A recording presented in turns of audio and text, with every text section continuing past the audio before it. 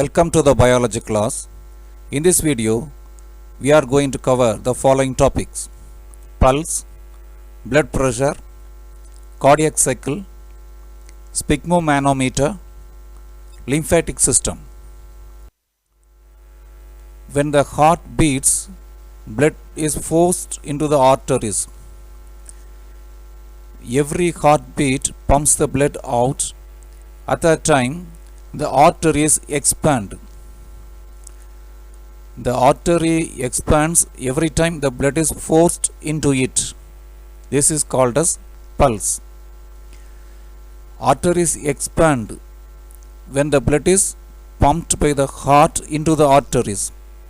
This is called as pulse.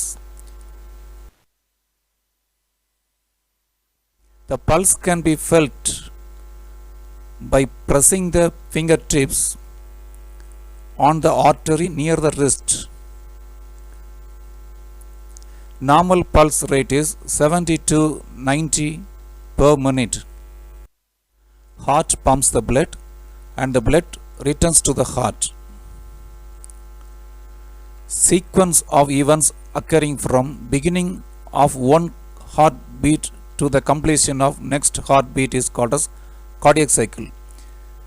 Sequence of events occurring between two heartbeats is called as cardiac cycle. During heartbeat, the heart contracts and the heart expands. Systole is the contraction of heart. In systole, blood is pumped out. Diastole is the relaxation of the heart. In diastole, blood is filled inside the heart. Cardiac cycle begins from atrial systole. Atria undergo systole, that is contraction of auricles. The contraction of upper chambers pump the blood into the ventricles. The duration is 0.1 second. The second event is ventricular systole, that is contraction of ventricles. The duration is 0.3 second. When the ventricles contract, blood is pumped out of the heart. Ventricular diastole, it is a relaxation of ventricles. During that time, the ventricle is filled with blood. The duration is 0.4 second. When the heart is working, the valves open and close.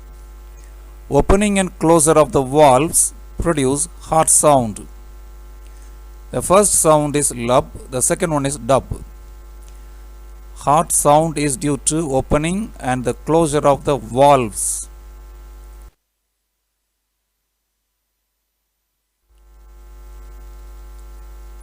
When the blood is pumped through the arteries, the blood exerts a pressure on the wall of the arteries.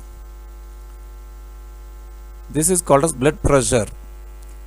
When blood flows through the arteries, pressure is exerted on the wall of arteries, that is blood pressure. Blood pressure is the force exerted during the flow of blood against the lateral wall of arteries. There are two types of blood pressure. Systolic pressure. What is systole? Contraction of heart is systole. Diastolic pressure. What is diastole? Relaxation of heart is diastole.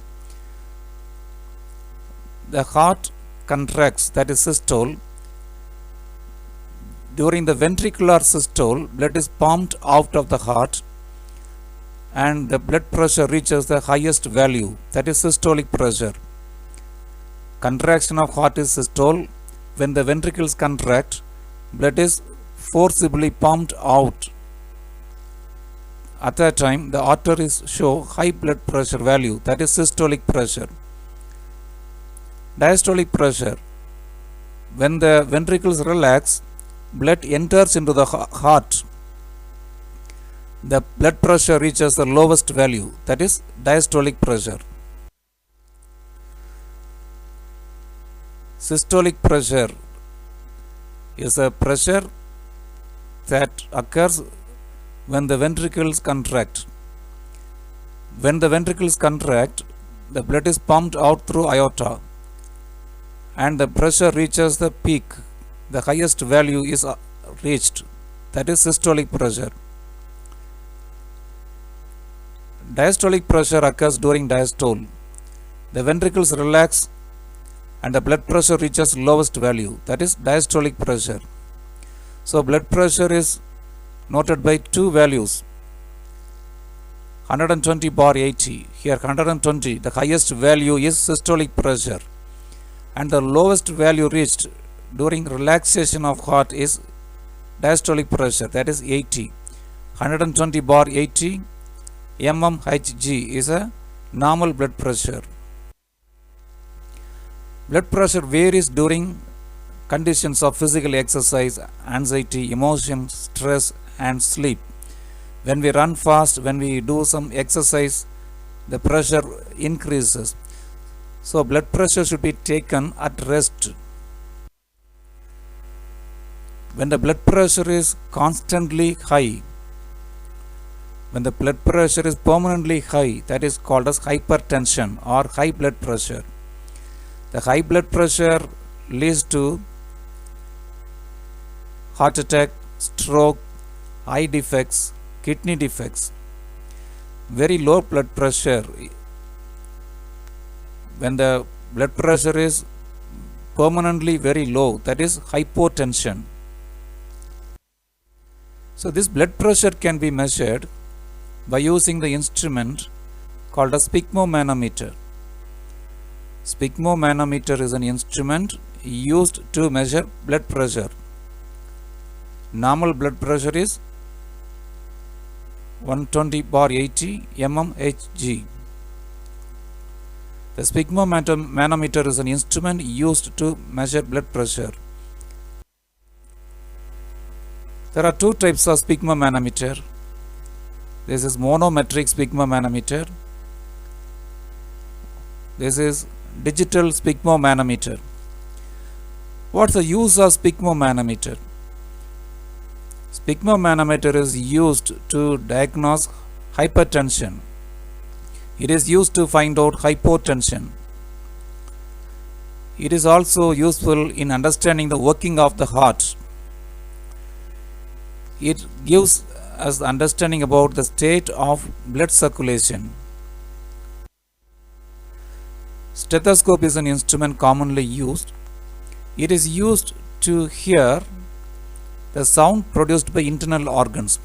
Stethoscope is used to hear the sound produced by heart, lungs, the breathing sound, and the sound due to the activity of intestine. Arteries supply blood to various body parts. Arteries cannot reach all the tissues, so the arteries branch and form arterioles. Arterioles are found inside the organs. Inside the organs, again the arterioles branch further to form the capillaries. Capillaries are thin-walled structures. They enter into the tissues. Since the wall of capillaries are very thin, oxygen diffuses out of the capillaries. Nutrients diffuse out of the capillaries and enter into the tissue spaces. Capillaries cannot reach all the tissue cells, so from the capillaries the fluid comes out, the plasma of the blood comes out. From the capillaries, oxygen comes out, nutrients come out and stay in the tissue spaces. The capillaries give out oxygen and take in carbon dioxide. Then the capillaries join and form veins. The capillaries give out oxygen and fluid into the tissue spaces. From the capillaries, oxygen, nutrients, some of the blood cells enter into the tissue spaces. The tissue space contains cells. From the tissue space, oxygen, nutrients are used by the cells, and the cells give out carbon dioxide and waste materials into the tissue spaces. That is collected by from the tissue spaces. The waste materials, carbon dioxide, are collected by lymph capillaries. The lymph capillaries drain the waste materials, that is used materials, are collected by lymph capillaries. The lymph capillaries join and form lymph vessels. The colorless fluid collected from the tissue space by lymph capillaries is called as lymph. Let us see the lymphatic system. Like our circulatory system, lymphatic system is made up of vessels called as lymph vessels. The lymph vessels are found in various parts of the body. Along the course of lymph vessels, there are lymph nodes. Lymph nodes are spherical structures. Our body has 600 lymph nodes. The lymphatic system comprises of lymphatic capillaries, lymphatic vessels, lymph node, and lymph duct. Lymphatic capillaries are small tubes. Lymphatic vessels are larger tubes. Lymph nodes are spherical structures, and lymph ducts are short tubes. Lymph is a fluid, colorless fluid that flows through the lymphatic system. Lymph is a colorless fluid collected from tissue space by lymph ducts. This lymph flows through the lymphatic system. That means the lymph flows through lymph vessels, lymph nodes, lymph capillaries. The lymph nodes are small oval or pear-shaped structures located along the length of lymph vessels. Here the green color lymph node is normal size and the red one is enlarged. During the time of infection, the lymph node enlarge. Lymph nodes enlarge. They produce more number of WBCs. Enlargement of lymph node takes place during infection. The lymph node gets enlarged due to the filtration of more disease-causing agents. Lymph is a colorless fluid. It is collected from tissue space by lymph vessels. Lymph from the intercellular spaces drain into the lymphatic capillaries. Lymphatic capillaries drain lymph from the spaces. It is a colorless fluid. How is lymph formed? The plasma, proteins, blood cells escape from the blood capillaries. Plasma, proteins, blood cells escape from the blood capillaries and enter into intercellular spaces and form a lymph. The lymph contains very small amount of nutrients. It also has oxygen, carbon dioxide, water, and WBC. The amount of protein found in lymph is lower than that of protein found in the blood. The blood vessels cannot reach all the tissue cells. The lymph is a fluid. It flows and makes the tissue cells wet and provide oxygen and nutrients. Lymph supplies nutrients and oxygen to those parts where blood cannot reach. It drains away excess tissue fluid and metabolites and return proteins to the blood from tissue space. From the tissue space, the lymph drains away the excess fluid. Fluid comes out of the blood vessels and stay in the tissue space. The excess fluid is drained by lymph vessels. The cells are functioning and the metabolites are chemicals. The chemicals enter into the tissue space from the cells. These metabolites are collected by lymph vessels. Proteins found in the tissue space is collected by lymph vessels. Finally, the colorless fluid lymph enters into the blood. The lymph also carries absorbed fat from small intestine to the blood. We know that From small intestine, the nutrients are absorbed by intestinal villi. Inside the intestinal villi, blood capillaries and lymph vessels are there.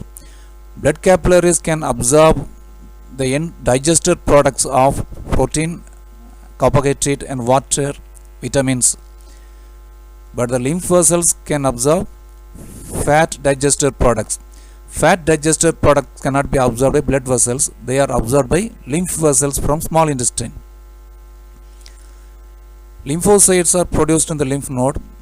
Lymphocytes in the lymph fight against the disease-causing organism. The lymphocytes fight against the infective agents.